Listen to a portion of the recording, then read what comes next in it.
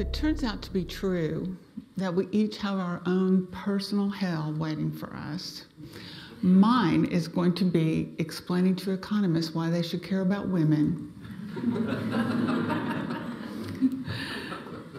And this is largely because the structure of economic monitoring has generally focused on the transfer and the holding of money.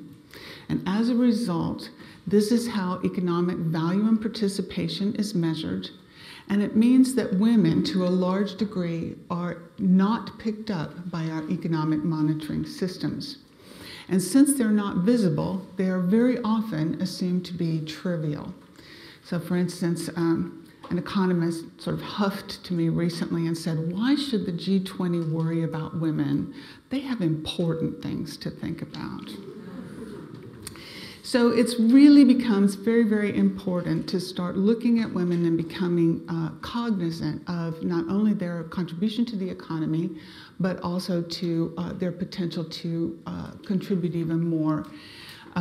Some of you may be familiar with, for example, you can cite any number of authoritative world sources like the International Monetary Fund and say, if we would better include women, we would be able to get really a lot of global growth, and it would vary by country, where there would be less growth in countries like Scandinavia, where you have rather more gender equality, and you'd have more growth in the Middle East, for example, where you have rather less. Nevertheless, around the world, this is a global problem, and therefore its global potential. And that often seems like a highly dubious premise when you're talking to a very traditional or conservative economist. And so it's very much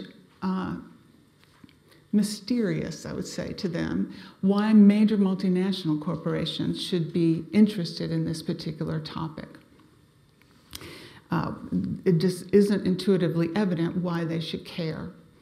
Now, about 3 years ago, I brought together this group that has now come out as the Global Business Coalition for Women's Economic Empowerment.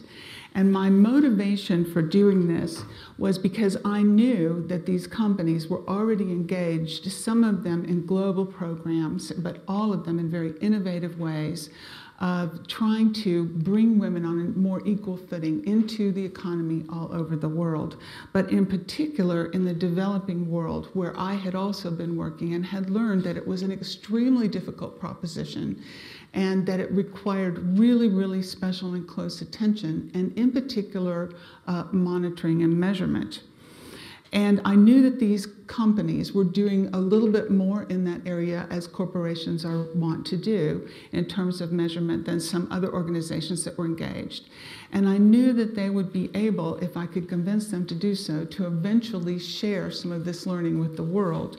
But definitely within the scope of their own community, they could share with each other the learning that they were doing, and thereby make the entire global effort to economically empower women more effective and to move along more quickly.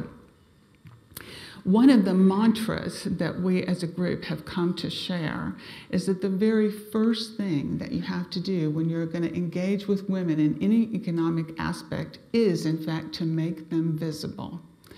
And I think all of them would tell you that you go into an industry or a sector or a business, and the tendency is to assume that there aren't any women there, and they're not terribly important if they are.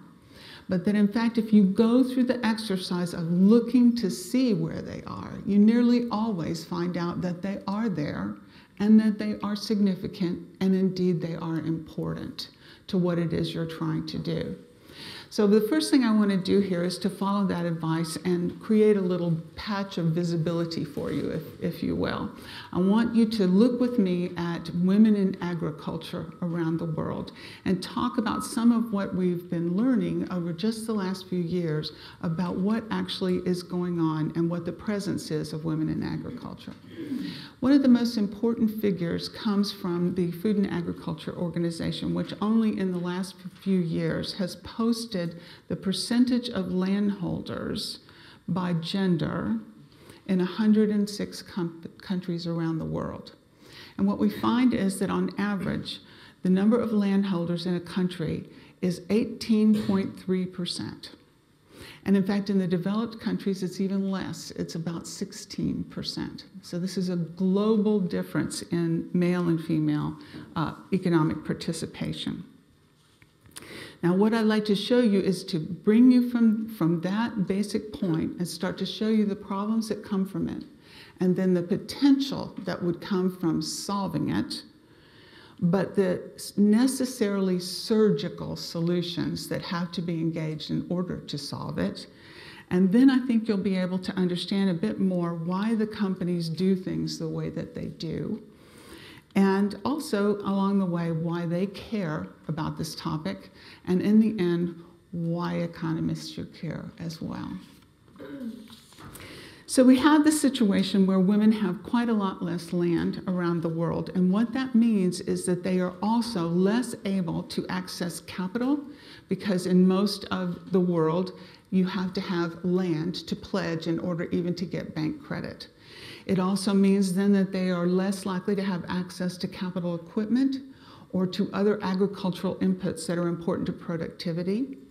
They also tend to be overlooked when agricultural technology programs come around and the trainers come around to teach the farmers. There tends to be an assumption that they won't have the capability to act on that technology, or that we'll just tell the men and it'll trickle down to the women.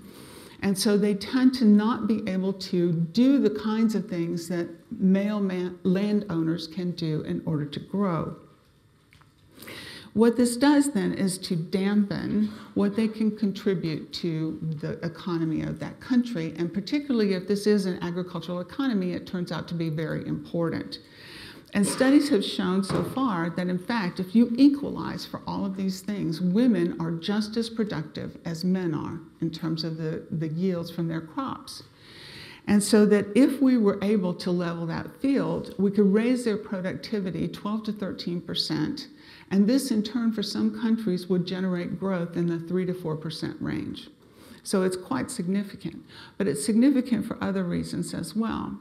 Because women tend to farm land that is mostly used for food, okay? And because their contribution to the food supply is somewhat reduced. And in addition, because now men more and more are going to cities and to other countries to work, leaving the agriculture in the hands of women who have less access, that what this total picture does is it jeopardizes the food supply. And that in turn contributes to concerns about food security, and that in turn contributes to geo-insecurity, right? That basically when people are hungry, they fight. All right, and so any way that we can solve that problem is worth doing. In addition, the United Nations suggests that we could feed 150 million of the world's chronically hungry if we just did this.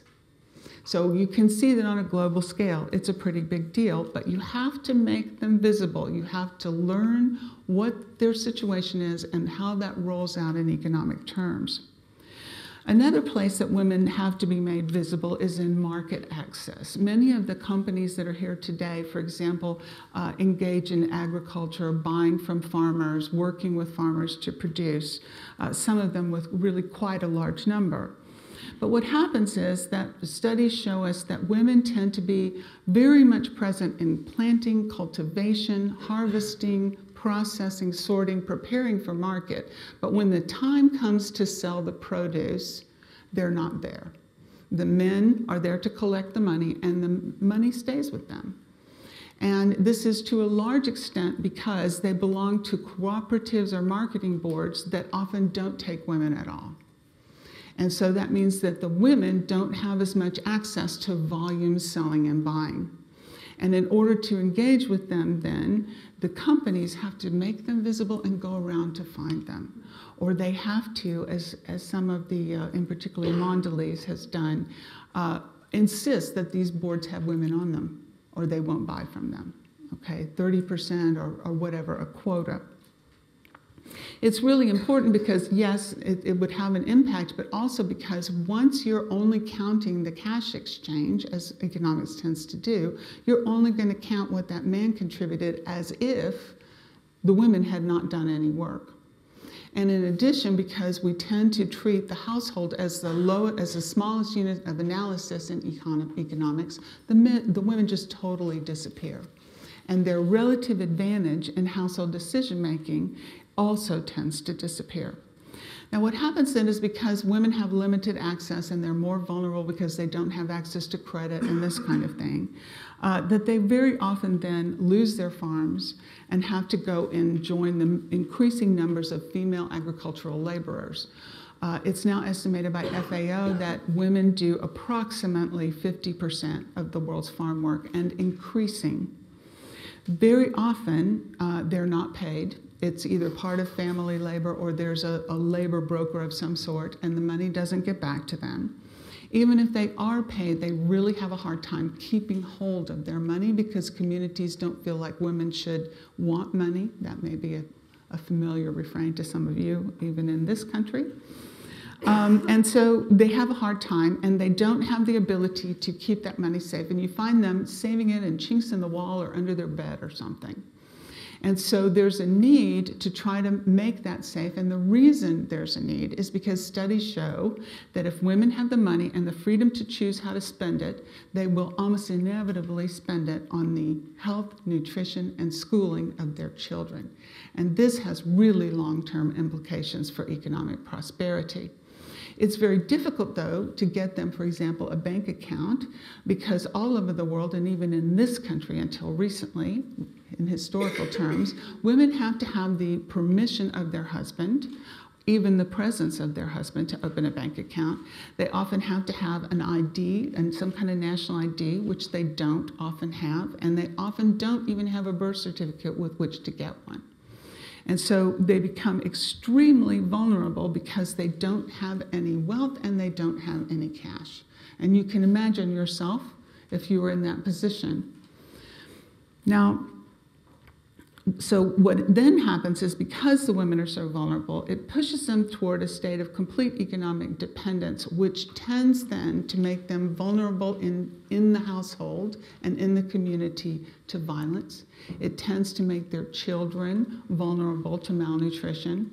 So what happens is that this exclusion that reduces growth also produces a lot of negative things, which in turn have costs associated with them. And those also, until recently, have been invisible, such that, for example, I believe the latest estimate of the cost of domestic violence around the world is about 5%, approximately the same thing that many countries spend on primary schooling. Give you some idea of how massive that is. The alternatives for women are not as lucrative or as frequent as for men, so that they often can't just go off and get a job. And they often need to be able to open other kinds of businesses so that they can have other sources of income. But what we find is that up until very recently, we didn't disaggregate entrepreneurs around the world by gender. And so we had no way of understanding or even knowing that women suffer from a number of restrictions when they try to open and grow a business, which includes, in particular, access to business credit, small conventional business loans, which many of the corporations that are present here today work very carefully on, as well as on financial inclusion in terms of services quite generally. And Goldman Sachs sponsored a study with the International Finance Corporation just a few years ago that estimated that the gender gap in credit, small business credit, is about $300 billion. And that if you close that gap, you would have significant increases in national prosperity, but you would also raise livelihoods by about 12%, or as much as 12%. So it has a direct impact on household prosperity and stability as well. What you have then also is a whole, in addition to invisible land ownership, invisible market access, invisible labor, invisible entrepreneurship, is also all these invisible costs that come out of the disadvantage, that roll up from things like domestic violence and malnutrition into conflict, into human trafficking, even into the disease burden. So there's a huge amount to be gained just by stopping some of this human suffering, something we all should want to do anyway. Now, having kind of looked at that patch, what I want you to consider, first of all, is the way this rolls out around the world. Most of the world still lives, actually the largest segment of the world still lives in the rural communities of developing countries. This room is the outlier. So we really are talking about a large group of people. But because, as I said before, the rest of the world also has this land ownership problem. And the economists, I think, tend to sort of say, well, they didn't buy land, it's on them, right? Like women have a taste for landlessness. So I did a little research on this recently, and what I found was that actually it is an extraordinary thing that the reason that women have so little land around the world, and mind you, if you flip that, if women only have less than 20%, it means that men have more than 80%. And the number that I've given you is for the percentage of landholders, and the Food and Agricultural Association will tell you that the men then on top of that have more and better land. So what happens is, because that then rolls up into capital access and inputs of various sources, and because land has traditionally been the main store of wealth in the world, it means that it becomes the male dominance of capital. And so it then has roll-on implications in the developed world for things like venture capital access for women entrepreneurs. So it becomes a global and a systemic problem. And it's one that all institutions have contributed to, not only the governments, but for example, the world religions, everyone from the ecclesiastical courts of medieval times in Europe to the Islamic jurists of the ancient world.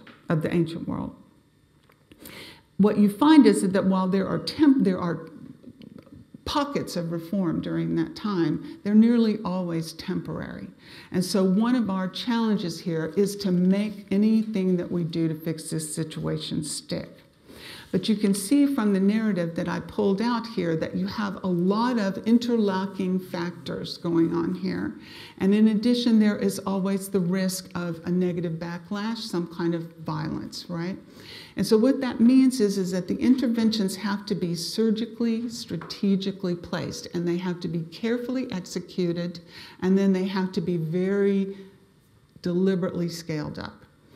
And so what is happening with the GBC for We is that each of them has a particular area that, if you look at it from a global perspective, is a coherent program, but manifests on the ground as one particular or two particular interventions.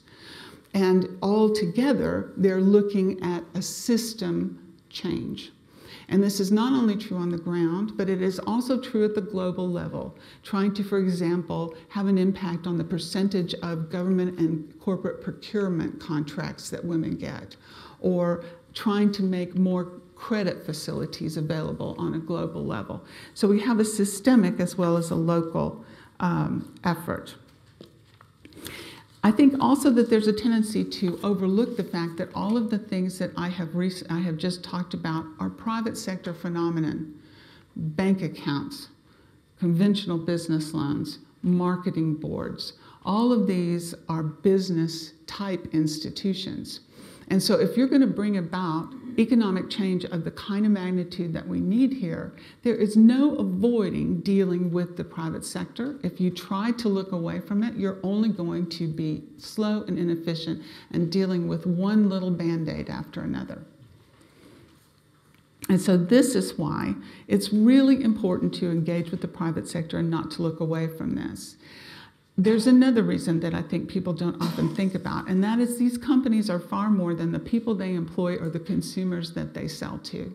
All right, they're not only their supply chains even, they are huge global systems that include everything from production to transportation. They go from farms to laboratories, from offices to factories.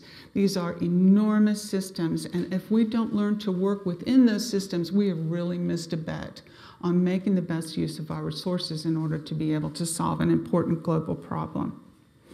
And we also, as a collective, as we thought about this over the last 3 years, feel very strongly that as long as the world continues to deal with women's economic empowerment in small little programs are only from one sector, only from the government, only from civil society, rather than as a total ecosystem, a total cross-collaboration, the changes that we make must be temporary, will necessarily be temporary, as they've always been before. So my charge to you today is that we need to think differently about the private sector, and I've brought some really good people here today to help us do this. And we need to do it because this is an important problem. This is an unacceptable situation, and we are all better than that.